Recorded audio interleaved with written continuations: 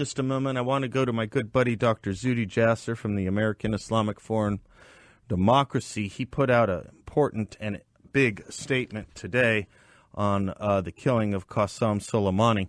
Zuhdi, welcome to the show. Thank you for your statement. Thanks for always being available to us. Oh, sure, sir. Thanks for having me. Appreciate it. May he rest in pieces. Yeah, right. What is with this, what used to be natural inclination that when we kill a terrorist, we cheer? What happened to that? What happened to that? Your reaction is the natural reaction, but I tuned on CBS this morning, and I heard this was an act of war, this was a radical escalation, this was a violation of law, this was a disproportionate response, this was the equivalent, this is the worst one, the equivalent of killing Mike Pompeo. What happened to us? It is, even with Baghdadi, the left was trying to mute it as they tried to find something that the Trump administration did wrong, but they were cheering it. Yeah. And I think it's because, you and I have talked many times, they always say, well, ISIS, the so-called Islamic State, but Iran is always called the Islamic Republic, and no one ever calls them the so-called Islamic Republic. Why? Right. Because once you get a state with a little tag at the UN with a name of a state in front of your desk, then all of a sudden you become legitimate, and you represent faiths, and you seem to, and we have this bigotry of low expectations when it comes to these countries, and we honor their generals and whatever it might be. So it's sort of a bizarre thing where nobody seemed to have much feedback when we declared the IRGC, the Iranian Republican Guard Corps, a terrorist organization, which was, I think, one of the smartest things the Trump administration did last year. And now, which then made it not necessary to have a authorization for use of military force because it's the head of a terrorist organization that we were taking out. Right. And now all of a sudden from Senator, the Connecticut Senator Chris Murphy to others, they're saying, he should have had congressional approval. Oh, my gosh. Ilhan Omar naturally now is taking the side of Iran as surprise. That's not a surprise. And, bottom line is when it comes to actions against folks affiliated with heads of state, from Assad to Iran to Saddam to whatever it might be, they just don't care. And there's a new rule. It doesn't matter. And it's a new rule because they didn't care in years past when these things were done all the time.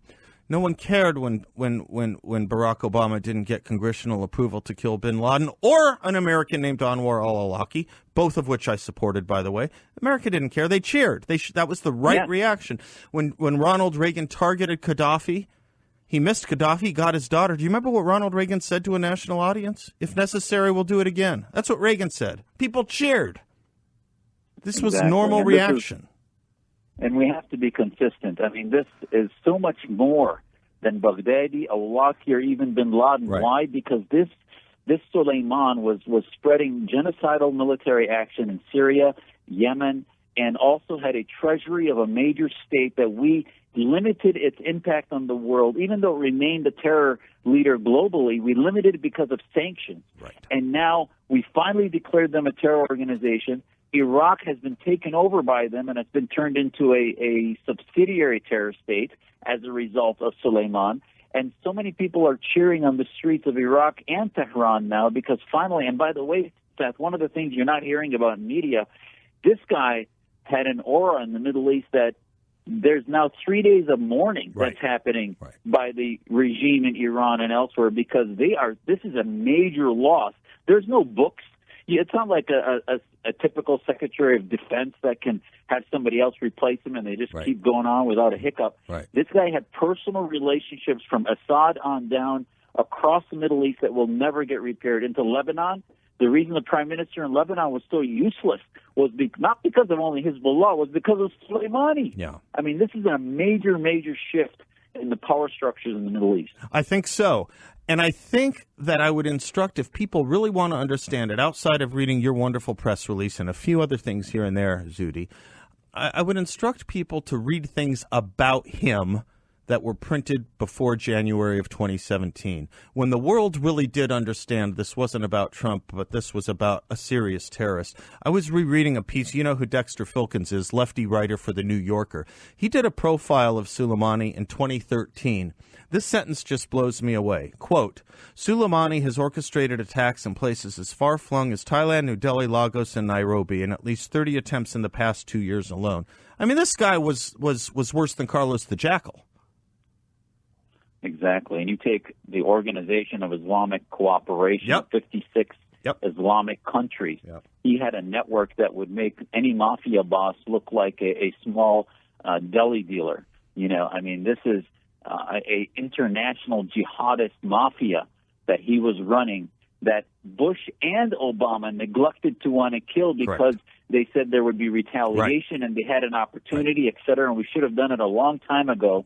And thank God it's finally been done. And it was not just him, but a couple of his generals, we believe now, are gone, and the world is a safer place. Now, they're talking about retaliation and all this kind of stuff. Are the Democrats want us to believe that handing $150 billion to fueling his terror network is a safer move than actually removing him? That just doesn't make any sense. Or as Bill Bennett said on Fox this morning, oh, are we afraid Iran might do something mean to the United States now? Yeah. A little bit of a cart and horse problem here, don't you think?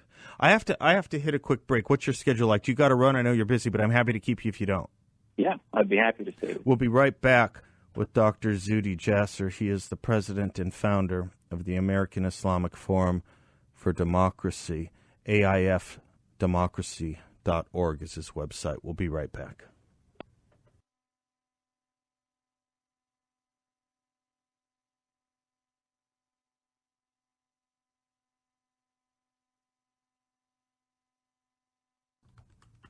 Welcome back to the Seth Leibsohn Show. Delighted to have with us the president and founder of the American Islamic Forum for Democracy, Dr. Zuhdi Jasser, author of a great book, A Battle for the Soul of Islam, an American Muslim Patriot's Fight to Save His Faith.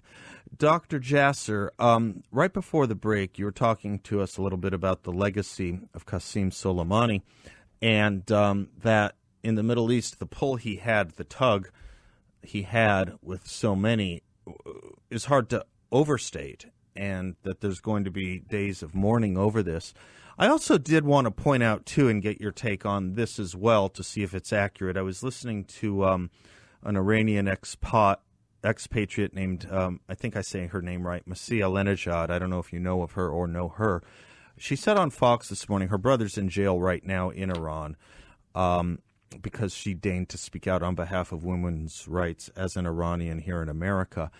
She said there's a lot of people in Iran and elsewhere who are also going to be celebrating his death, and we shouldn't forget that, too. He's responsible not only for a lot of innocent lives that were American, but a lot of innocent lives that were throughout the Middle East and in Iran as well. Also true? Oh, absolutely. That's what we're seeing on social media, is that the Iranian Revolution is cheering the Shia, especially in Iraq. And I say especially because obviously there's sectarian divisions where the Sunnis are going to, you'd say they're happy because they're Sunni. Well, the Shia that wanted democracy in Iraq, that saw it, run between their fingers like water because Iran moved in, and it was,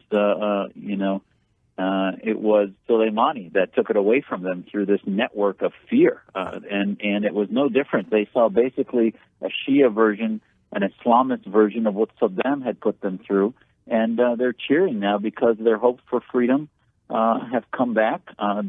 It's interesting. In Syria, if you ask me who's the most powerful person in Syria, it's not Bashar Assad. It is his older brother who runs the military. And I can tell you that there would be there'd be cheering for Assad's death, but probably much more the thugs that go around neighborhoods and scare the you-know-what out of everybody in Syria if they speak up, that make brothers report on other brothers.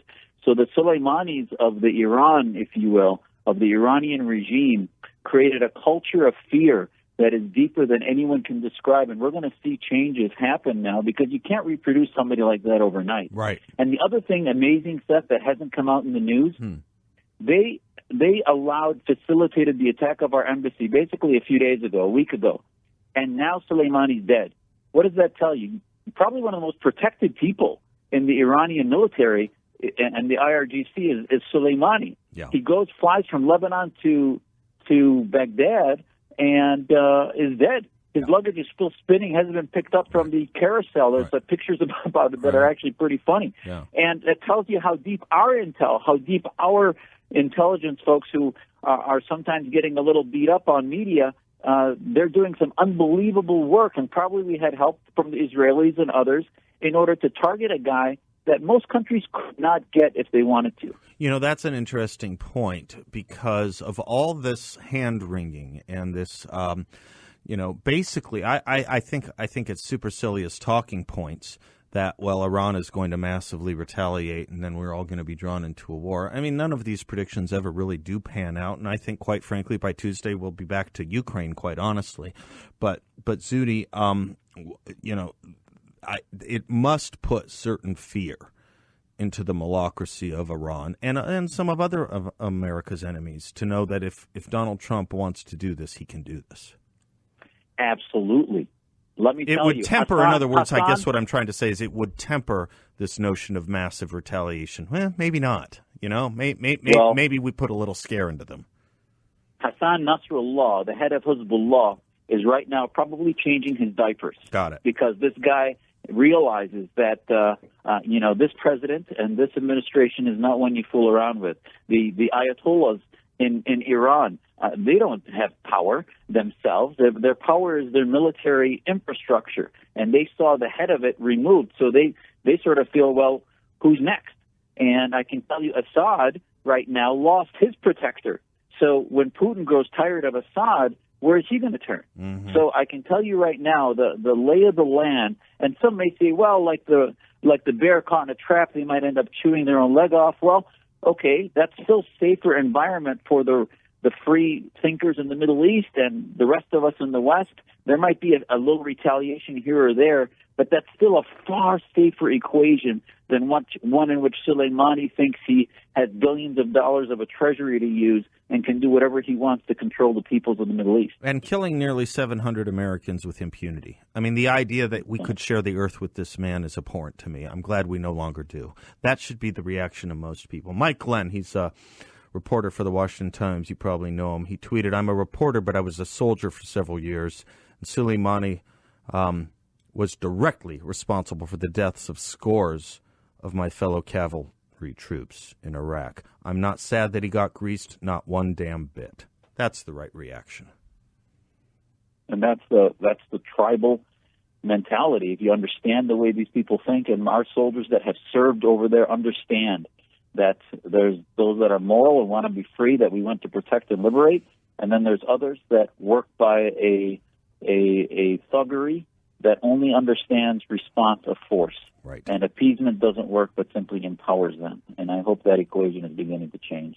Thank you, Dr. Zuhdi Jasser, author of A Battle for the Soul of Islam, president of the American Islamic Forum for Democracy. I'll leave you with a chuckle, Zuhdi. You gave me one at the beginning. I'll give you one. I can't claim credit for it. It's our friend Larry Elder. He retweeted Ilhan Omar's complaint against Donald Trump for killing Qasem Soleimani, and Larry Elder said, "Oh, Ilhan, rest easy. It was just some people doing something."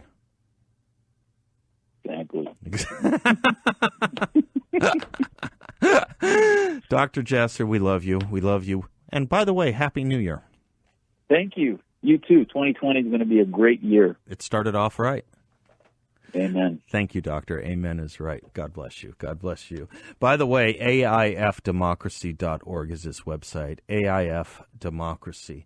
And his book, A Battle for the Soul of Islam, An American Muslim Patriot's Fight to Save His Faith. It's a beautiful read. A letter to his children is an amazingly beautiful thing. It's worth the price of that book all alone, which, like my books, probably aren't that pricey anymore, as they've been out for a while. That's the benefit of a book that lasts, actually. A book that's still relevant, but is not priced at the new pricing. So I would urge anyone who hasn't read Dr. Jasser's book to read it, or watch some of his debates and speeches on YouTube.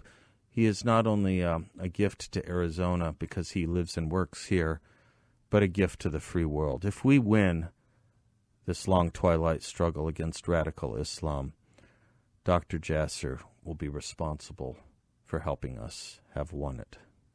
I'm Seth. We'll be right back.